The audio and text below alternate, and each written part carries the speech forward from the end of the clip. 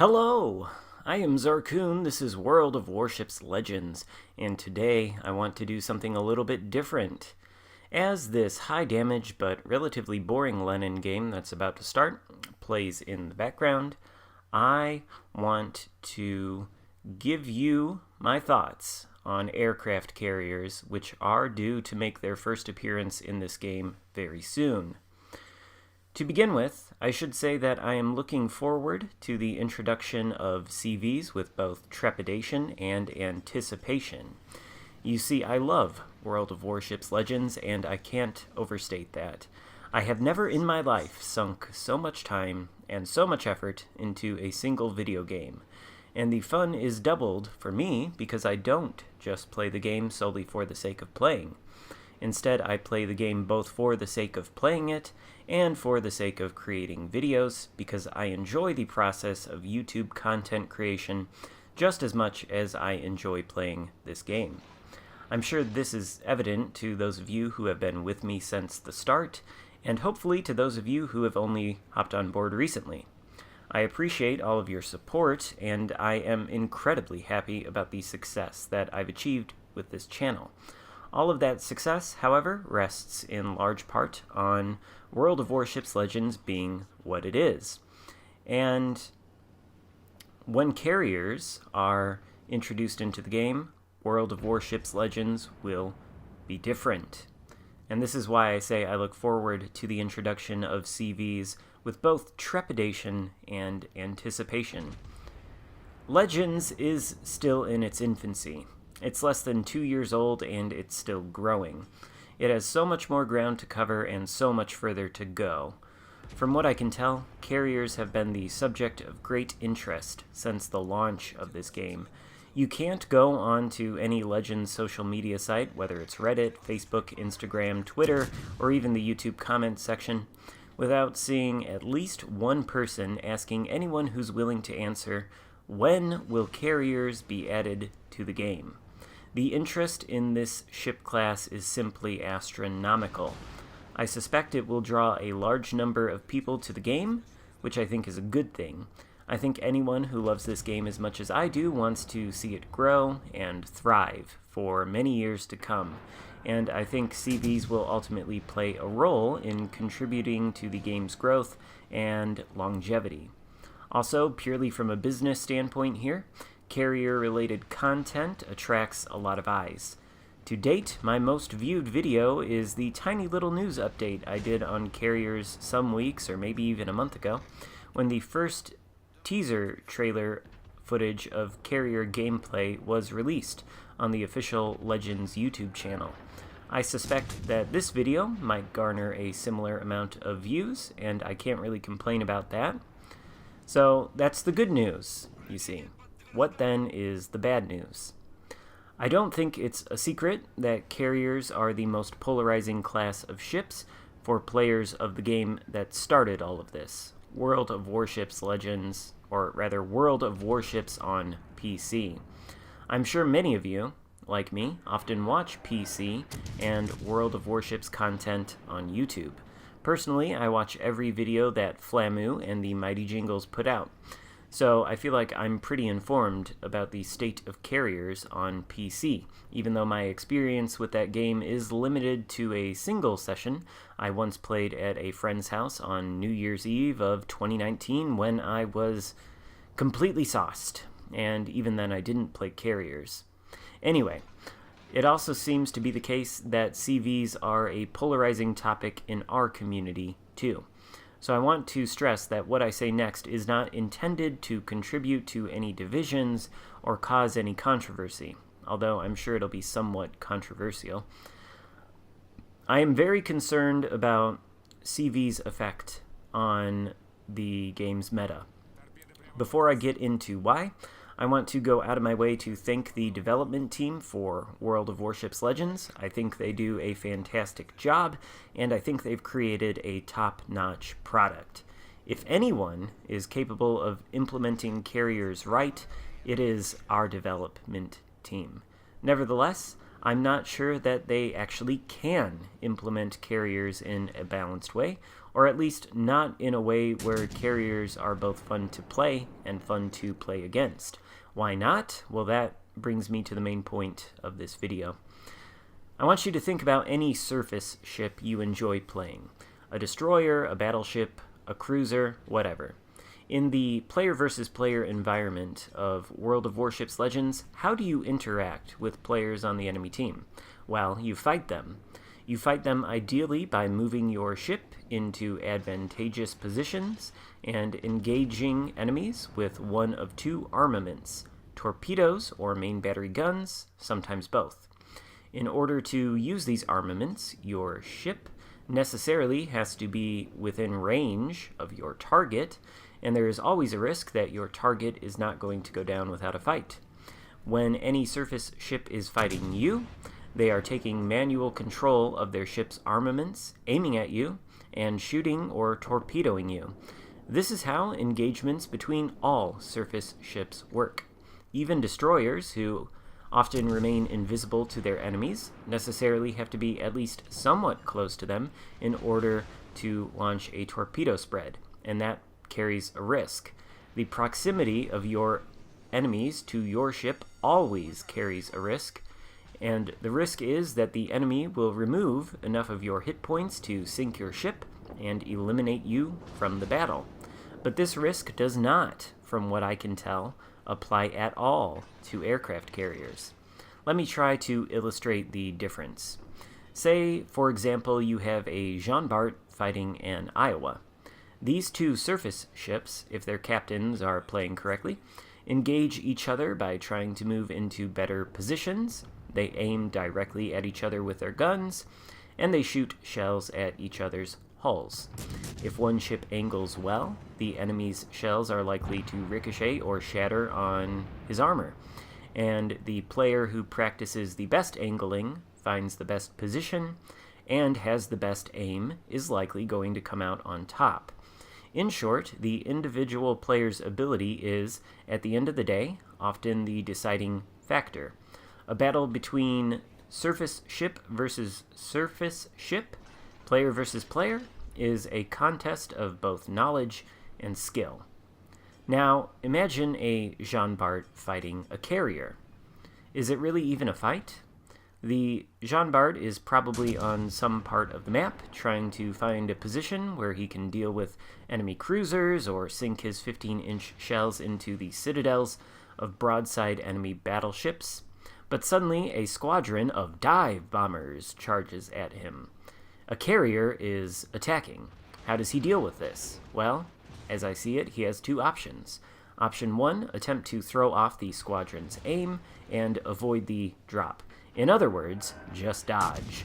It's unlikely that this option, however, will yield great results, and the Jean Bart attempting to avoid torpedoes dropped by torpedo bombers, say, may be forced to expose broadside to an opportunistic enemy battleship. Obviously, that isn't ideal for the Jean Bart, so what is his other option? Well, option 2 is to rely on his AI-controlled anti-aircraft guns to shoot down the planes. The key phrase here is AI-controlled anti-aircraft guns. The Jean Bart player cannot aim these guns. He can't line up the plane squadron in his sights and pull the trigger. He has to rely on an automated mechanic that renders his personal marksmanship skills completely irrelevant. Meanwhile, the squadron of planes performing the attack is directly controlled by the CV player, who does not have to rely on an automated mechanic and gets to manually fire and aim his particular armament. To top it all off, the plane squadron deals damage directly to the Jean Bart's hit points pool, while the Jean Bart's AA guns only deal damage to the planes, not the carrier's hit points pool. The best analogy I can come up with is this. Imagine you could only deal with other surface ships in your surface ship either by dodging salvos from their main guns or by relying on your automated secondaries to disable the enemy ship's turrets. Nothing you could do, short of ramming the enemy, would actually do damage to his ship. All you're essentially doing with your automated guns is increasing his reload times by attacking his armament. This to me seems like a fundamental problem that no amount of balancing can possibly solve. You can, for example, reduce the alpha strike of torpedo bombers and dive bombers, but you can't erase the fact that the carrier directly controls his armaments and deals direct damage to his opponents, while his opponents have no control over the armaments that counter the carrier's planes, and at the end of the day, have to rely on AI-controlled guns to deal damage only to the carrier's armament, not the ship itself. That seems like a fundamental clash of mechanics that no amount of balancing can possibly resolve. But that's not even where the problems end. As I've said before, positioning is 90% of this game, and concealment and spotting mechanics are directly tied to positioning. You can't, for the most part, shoot at or deal with enemy ships that you can't see.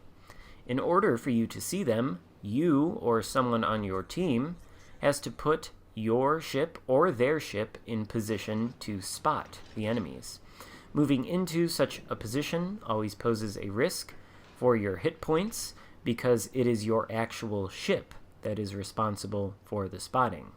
On top of that, it takes time to sail into a position. It takes time to disengage and reposition, and while you're engaged in the process of positioning, you are risking your ability to stay in the game. A carrier breaks this balance by essentially using its armaments to both spot and attack. Meanwhile, the carrier itself can remain concealed and not risk its hit points.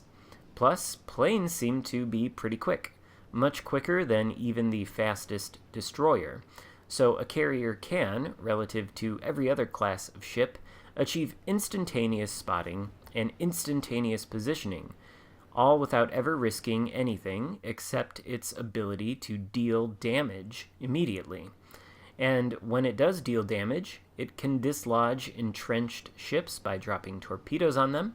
It can set up instant crossfires that surface ships might spend all game trying to set up. And it can do this on the fly, forgive the pun there, without really having to think ahead or make a plan in the same way that something like a battleship would. And it can potentially do all of this over and over again until it's the last one left standing.